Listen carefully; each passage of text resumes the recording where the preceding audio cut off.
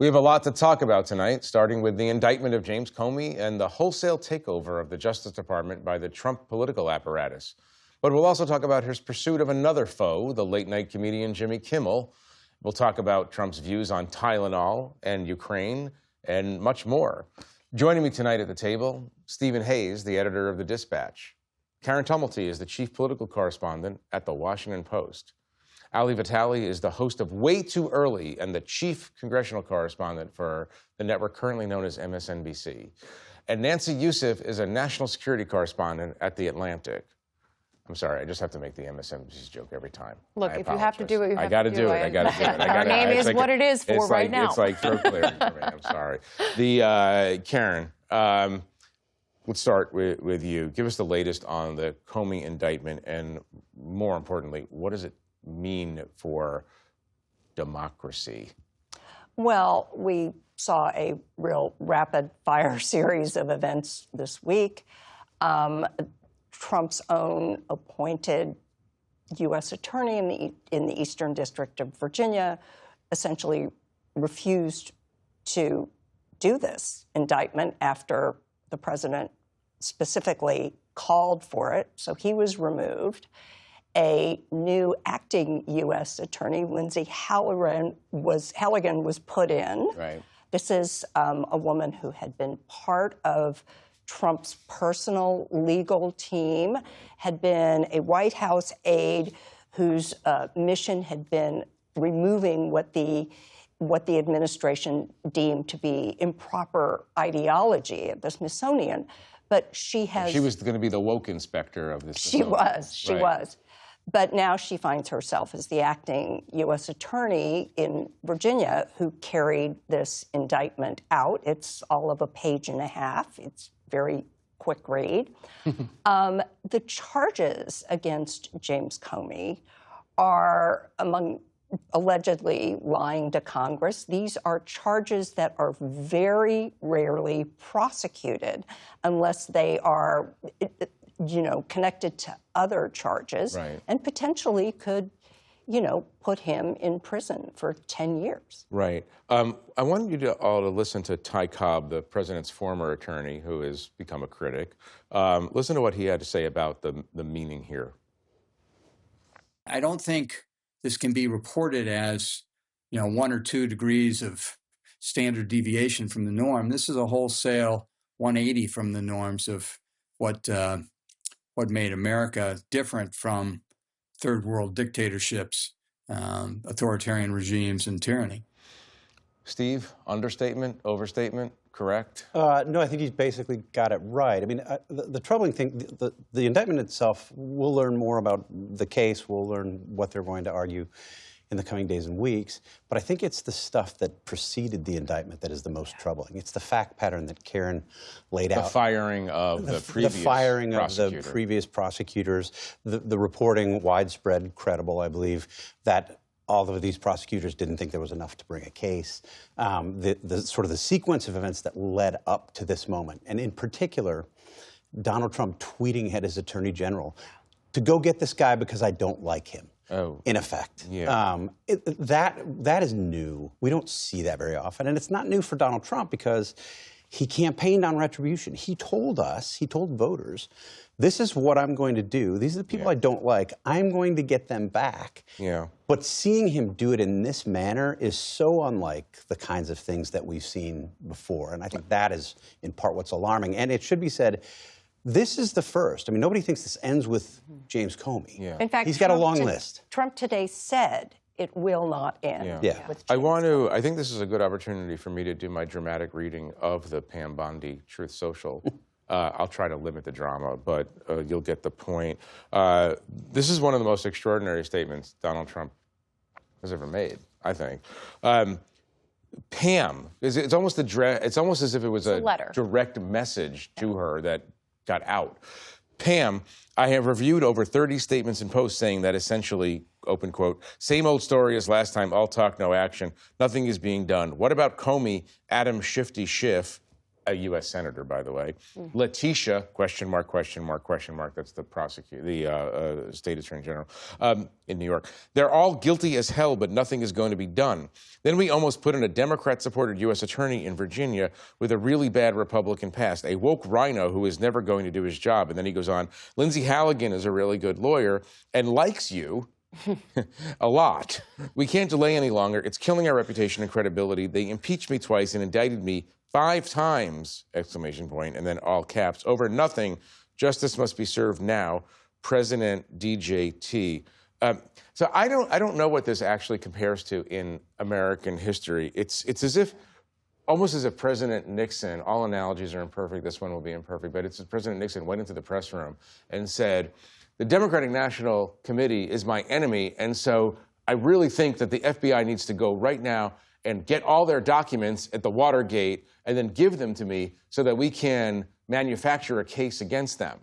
I mean, it's as if Watergate is in the entirety of Watergate is in a Truth Social post. I mean, maybe I'm exaggerating, but it doesn't seem like much of an exaggeration, Nancy. Well, and then on the Saturday Night Massacre, right, when you see the attempted firing of Archibald Cox, and that the Attorney General wouldn't do it, and the Deputy wouldn't do it, and the Solicitor General ends up doing it, Robert Bork. Robert Bork, yeah. But the difference then was that led to the impeachment. That led to... That caused the impeachment. That's right. Yeah. Whereas in this case, we're not hearing Congress say we're going to look into this, even as you note, the President has listed people who will be charged next. Senator Schiff, Letitia James, among others. And so I think that's the real deviation that's happening here, is that this is not leading to consequence, but actually appears to be sort of condoned in some ways, but with the absence of any action. And I should note, when Archibald Cox is brought forward, he says, whether ours shall continue to be a government of laws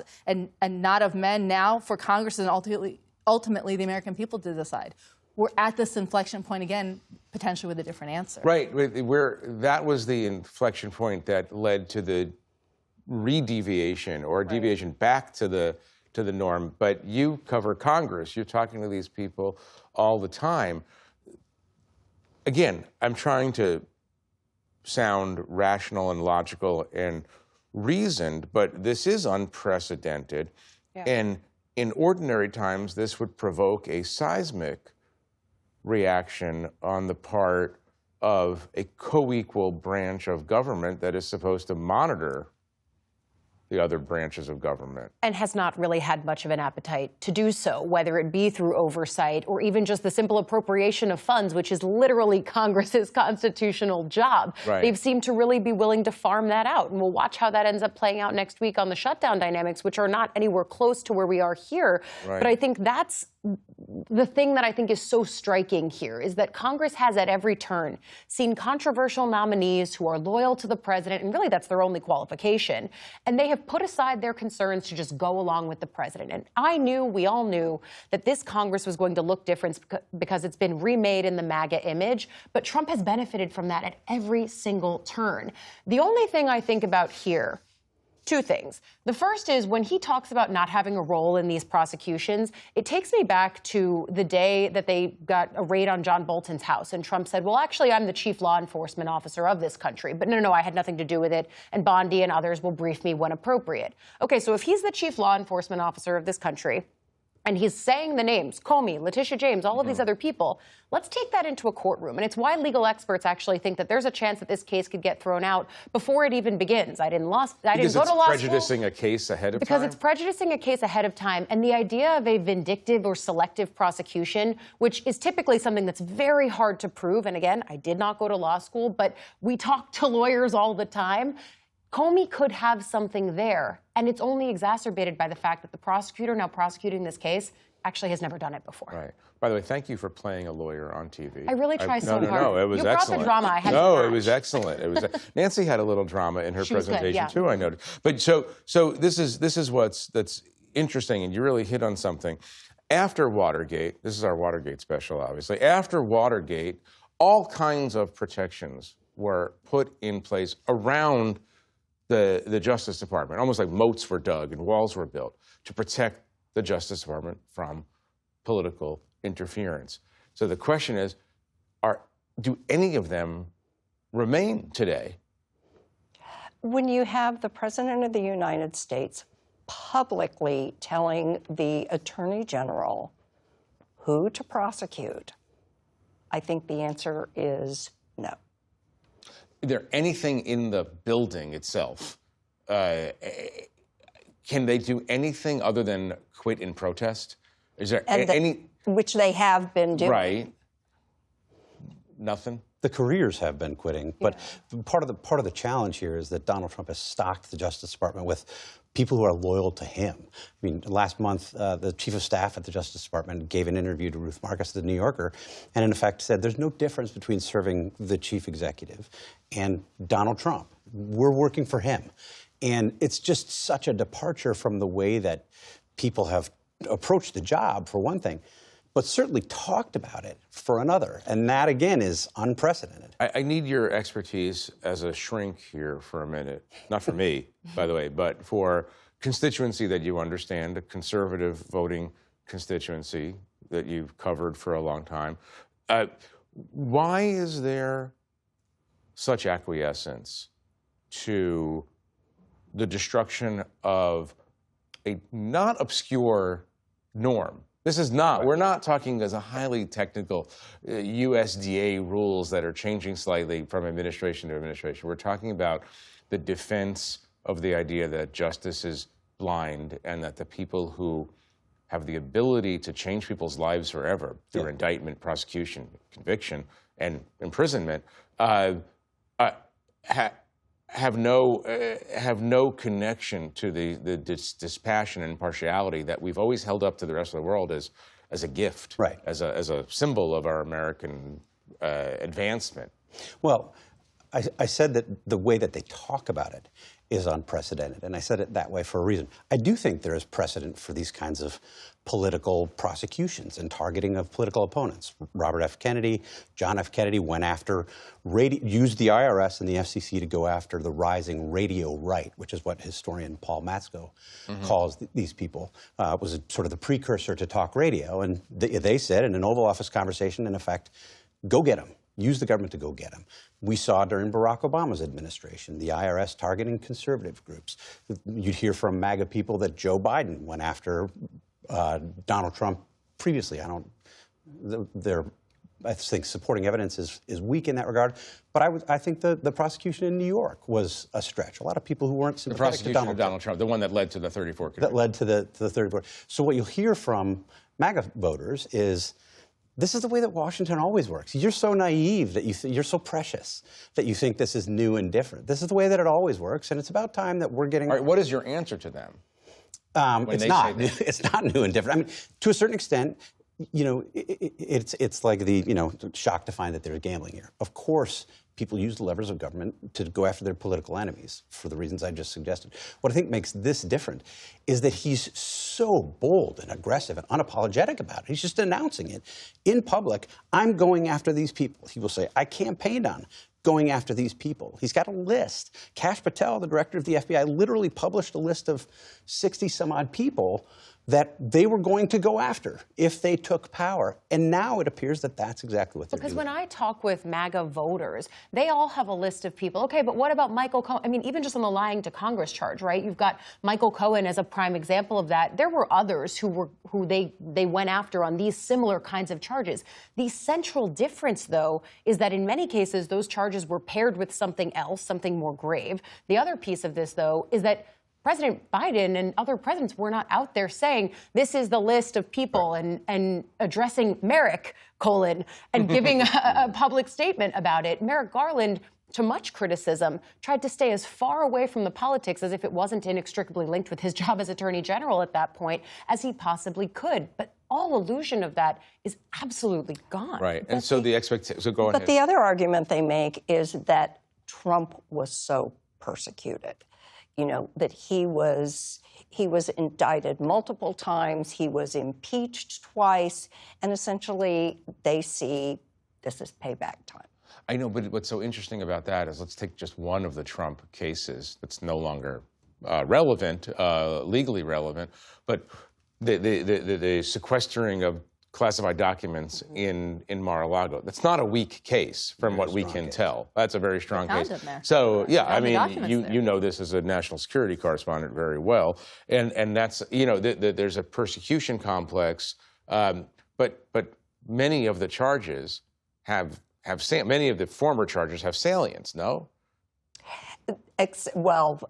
Not so much anymore, especially since the Supreme Court has ruled salience that, in terms of their truth, not in terms of their legal relevance. Right, but again, I mean, it was very much a part of the image that Trump projected while he was running for re-election, was that he has been persecuted. Let me talk about another enemy on Trump's list, Jimmy Kimmel.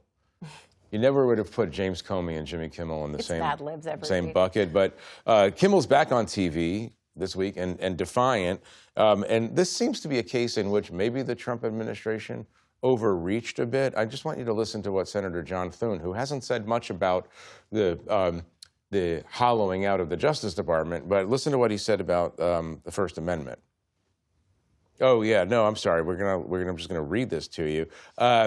This is what he said. My view is when it comes to the FCC, when it comes to governing authorities and governmental power, it shouldn't be used in a coercive way when it comes to the First Amendment.